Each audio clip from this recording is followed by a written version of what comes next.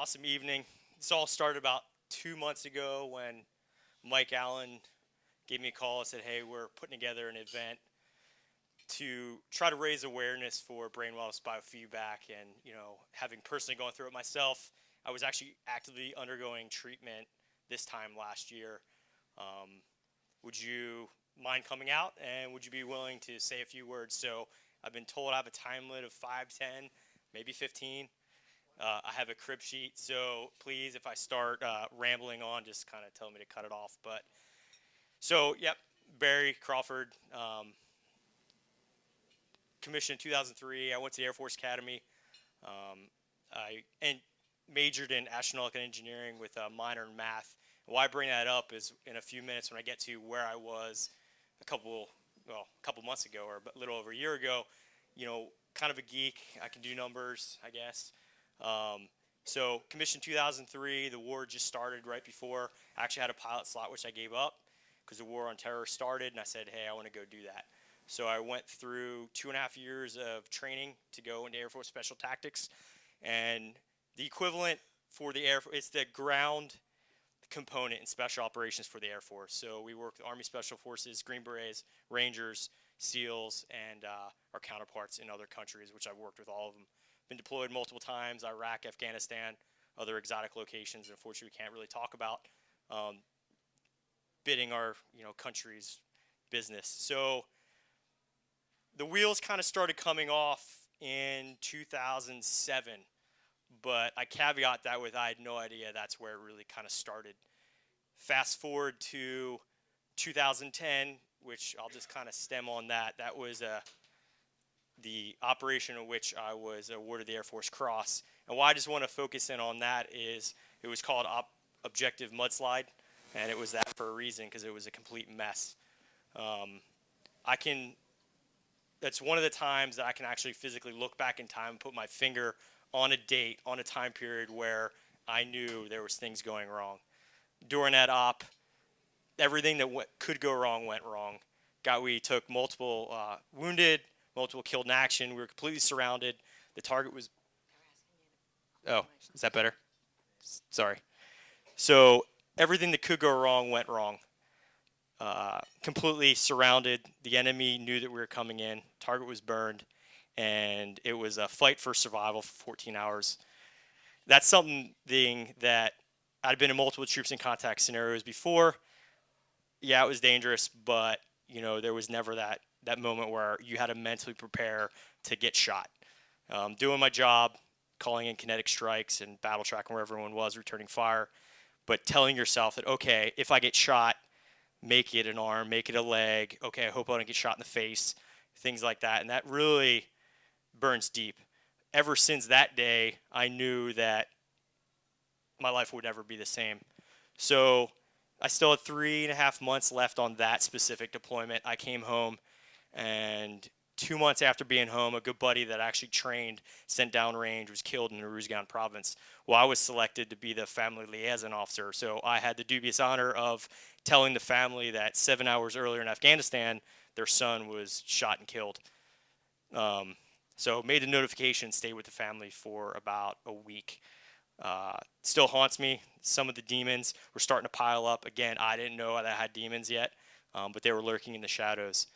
So at work, not really rebellious, but I kind of spoke my mind. I had flare-ups with anger, would just butt heads with senior leadership. Started taking that home. The anger was spoiling up, bringing work home, complaining, just constantly talking about work. I was just wrapped up. I was on repeat mode. Just kept reliving everything, bringing it up. My wife's like, man, I've had enough. If we want to stay together, we need to change jobs. So I got offered a job to leave active duty, go to the Air National Guard, and actually go fly airplanes. I'm like, okay, cool. I can go, still be tactical, be involved, but kind of get out of that loop that I was stuck in. So I left active duty, went to the Air National Guard on full-time orders to go to pilot training. So that's really a key moment, because I was in Air Force Special Operations for 9 years. Every day, mission came first, not family, not yourself, the mission, accomplishing the mission. So when I went into the aviation side of the house, I was doing things that I didn't really know what I was doing. It was all new. It was dynamic. It was very complex. So that's when I started being pushed mentally, and I started noticing that there was some problems. Basic things, the math, small, easy calculations. Again, I foot stomp what I got a degree in a few years prior. No, it should have been no big problem, but I was having a hard time. Dealing with stress, started getting the shakes, not sleeping, constantly fatigued. I was always looking for a way out. Our mantra was first there, never quit. I never failed anything, never quit anything, and I was just completely run down, had no idea what was going on, but I fell back into what I was trained to do: put your head down, suck it up, and accomplish a mission. So I passed pilot training. Had a few bumps in the road, but I made it. Then fast forward a few weeks after getting my silver wings, I did the last course prior to going to learn to fly or fighter, which is a weed out course called Introductory to Fighter Fundamentals. Again, the complexity, the dynamics of the mission sets, they keep pushing you, they keep stressing you out, and my body just kept more and more pushed day by day, where I would get out of the cockpit, even on something, an easy flight, it looked like it jumped in the pool. The instructor pilots were like, "What were you doing? You all right?" I'm like, "Yeah, I'm fine."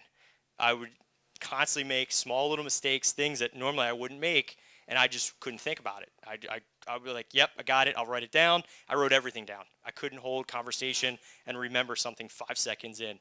So again, there's a trend there that I just was so busy with life that I didn't expect or even understand what was going on. My beautiful wife, we've been together since high school, two beautiful kids. She was as inundated in the chaos of just life that she didn't even pick up on these trends. So I went to 11 months of F-16 training, and that's really where the wheels blew off the car at that point. The most complex training sets, high stress, they're trying to weed everyone out. I got put in situations where one of the flights I almost actually hit a mountain. It was at night, MVGs, radar went out, all my avionics went out, and I was basically flying in a dark out cockpit. They came back, they watched the tape, and they're like, "Were you scared? Like, you almost hit a mountain?" I'm like, "No." Because looking back on it, on that day in 2010, I lost all fear. And fear's good. You don't need it to consume you, but you need to have a little bit there to have that common sense of, hey, something's not right. It keeps you alive. I basically was dead inside. Didn't care, didn't live for myself or my family. And again, it started raising awareness of, okay, something's not right, but I'm not going to say anything. I'm just going to keep pressing because no one's stopping me. No one's addressing it. I'm aware on the inside, but no one else is. I must be getting by. So a year goes by of F-16 training to, we'll say, the spring, summer of 15. I was on a 4-month Pacific tour in Japan and Korea, and we were doing flight ops. And a good buddy of mine died that I had been stationed with years prior. And since my time in commissioning to present day, on average, I lose about a friend every 6 months. Is about the going rate, either be it real world operations, training, suicide. So you get kind of used to it. That's not accepting it, but this is how it is. But this one kind of hit me hard. Has 5 kids, and he died in a training accident, in a military free fall accident. And I'm overseas. My family's in a good place back home. I'm in a sort of a good place, I guess you could say. And I just got severely depressed. Didn't know what was going on. I had to voice it because, again, the people that I guess the support structure in my unit I expected to maybe identify to see I wasn't doing it right, they didn't say anything. So I pressed and kept going. Took a couple days off, got back in the cockpit. Little things like button pushing, changing frequencies. Couldn't remember the numbers. Couldn't remember how to operate some of the buttons. I come back in. They're like, "Hey, sir, you forgot to, unpin your ejection seat or something." I was like, "Oh yeah, sorry. Must have been hitting the head too many." And I started at that point writing stuff down, what I was seeing, and I was able to that point look and say, "Okay, there's a trend here. Maybe I should say something." No, forget it. Just keep going. So I did. Go about another week, and we were doing this complex mission. So we were going to take off. You accelerate to 500 feet above the ground. You go 500 knots. It's about 600 miles an hour. Get to the end of the runway, pull 90 degrees nose high, so you're pointing straight up, and you climb to 10,000 feet in a couple seconds. Well, on that climb, I'm number 4 out of 3 airplanes. F-16s are really small, and there's a weather deck. Well, Murphy hits, and I lose all my avionics again, and I can't see anyone. And this is the defining moment for me, where after that flight I knew that something was wrong.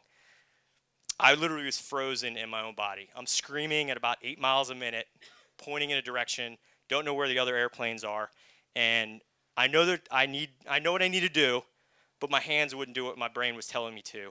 I couldn't even open my mouth and push a button with my other hand to key up the radio to let the other guys know that, hey, I'm at this altitude, and just even make that call. It was like, hey, blind is the term for, hey, I don't see anyone at this altitude. I couldn't even say a couple words. I was just screaming along at 800 or 8 miles a minute, and it took, I mean, with temporal distortion, maybe a couple seconds, but I got the call out. We kind of indexed the flight right there, came back land, did my debrief, and the instructor pilots were like, what was going on? I was like, I have no idea. I was cold sweats. I was shaking, which happens in high stress. The last like year and a half, where it's kind of like you're going in your center core, you start this convulsion and it just starts working, your whole hands are shaking. So at that point, I went home and I did some soul searching, and I went to the flight doc and said I need help. So that's where I self-identified and sought help. Well, I was overseas, I had 2 weeks left, kind of like on a long TUI, I guess you could call it, and they sent me home 2 weeks early. The Vermont Guard didn't really know what to do, because it's something they weren't privy to, especially with most of the stuff coming from my time in special operations. But my friend network chimed in. Guys started calling me. They were still on active duty, saying, hey, what's going on? And I told them what was going on. And a good buddy of mine that really is instrumental to all this said, hey, I know of a place in Maryland. He called it Brain Sake, but now it's Brain Wellness and Biofeedback. He said, let me make a phone call. We need to take care of your brain right now. I know what's going on. He made a phone call. He called me back later that day and say, hey, they can get you in next week or at the end of that week. I was like, well, I have to run it through my chain of command. So I think it took about 2 weeks or so, maybe not even that long, to get down there. So I came down here on blind orders, not really knowing what I was doing, what the treatment was. I just went on blind faith of a good friend of mine and said, hey, they'll take care of you, which Mary Lee did. I was here for 13 weeks, went through 25 to 26, I think, total treatments. I just did 2 yesterday. And in that period, I also did some treatments at NICO and some other places in the military. But in those 13 weeks, I got my life back. I got my body back, and I really, bottom line, I got my brain back. It took about 9 to 10 treatments, and I started noticing a difference. I had talked to some people in the process that had undergone the treatment, and one of which is a anesthesiologist, runs a pain clinic at Fort Meade, and he told me some of the results that he got, but he didn't tell me all of them. And he told me after I was done the treatment why he didn't tell me all of them, because he said you need to experience it yourself, because not everyone has the same exact results. And I thought it was great, because I was verbalizing, I was going through it like, hey, this was better, this wasn't, or I saw some improvement here, not as much as this guy, but this way over here. So I was not a non-believer, but I didn't understand. I'm a person that questions everything. I kind of want to understand what's going on. Honestly, my first impressions when I heard they put, how they conduct the treatment, I visioned, if you're familiar with Back to the Future, the first one, Marty McFly goes back in the 50s, and Doc Brown has a colander on his head with some wires. So that's what I thought it was. Like, you're going to strap some stuff on your head, and like, you feel it, you get shocked, and that's the first question I would ask. And then when I actually underwent it, I'm like, wow, this is very, meditative. And so here I am. A little under about 11 months since my last treatment. I finished treatment mid-December. In this past July, I had to go out to a review by the Aerospace Consultation Service. And what that is in the Air Force is really the Supreme Court for medical review. They scrutinize my 3 volumes of med records, and they're trying to, they say they're there for me, but really what they're trying to do is cover their own butts and find a reason not to put me back into a cockpit, or more specifically, a high-performance jet by myself that can drop bombs and shoot guns. They put me through a litany of tests. They took all the data that they got from all the different procedures to include here. They ran their own tests, and I crushed it. When I had my debrief or my outbrief on that end of that week of scrutiny, they were completely blown away by the progress that I had made, IQ testing and such. And, they'd never heard of it personally. they wrote it down and said, we need to research it. So I'm in a study right now. I have to go back in a year, and then in 3 years' time, and then in 5 years, and I'm going to keep gathering data. So, the Supreme Court of the Air Force, which, if anyone knows military medicine, is usually lacking by years behind the civilian side. So for them to acknowledge and be open to treatment they're not aware of, they're a very result-driven organization. So um, it's phenomenal. And talking to some people, I'm kind of changing up what I kind of want to talk about, in that before we had this dinner, I know there's people in the audience that have undergone the treatments themselves, felt the results firsthand. There's loved ones here that have seen a family member or a loved one get some benefit. Really, this is geared for the people that haven't gone through it. Or maybe there's someone in the audience that has someone that they're thinking of that might not be here, that needs to be informed that this exists. Because honestly, if it wasn't for my best friend or one of my good friends, I would never have found it here. And I was told after getting back by a medical personnelist in my unit that I still would have been stuck going to the VA to just a therapist. They had no idea what to do with me, and that's pretty sad. So if it wasn't for Brain Wellness Biofeedback, really Mary Lee, everyone in the staff, I couldn't stand up here right now, hold a conversation without shaking, remembering things. They've really, like I said, given my brain, my life back, so that once again I can be, the man, the husband, the father, really the warrior that I knew I always could be. So pass it forward. This hopefully standing up here for the guys that or women that think they know someone that can go, they might want to go themselves, or if you know someone, man, just I hate to say you have nothing to lose, but anything is better than that dark place you are. You have to understand that there's people out there just like you. I know part of the that there's a stigma out there. I've experienced it firsthand, but I'm breaking barriers. I take the post-traumatic stress disorder. I forgot to say that. Yeah, I've been officially diagnosed with post-traumatic stress and over 10 traumatic brain injuries. It's not a stigma. What the treatment here, Dr. Mary Lee they gave me tools to crush those demons, to deal with it. Yeah, do I have flare-ups, anger issues? Yep. But now I have the tools that to basically kick its ass. So you have to know that, man, we're here. The organization's here. And if you can pay it forward by spreading word of mouth, if you know someone, social media, you have envelopes on your table to sign up for the newsletter, donate money, because the Brain Wellness Fund, it helped me. The donations, the grant money, I wouldn't be here right now if it wasn't for that support structure. So thank you.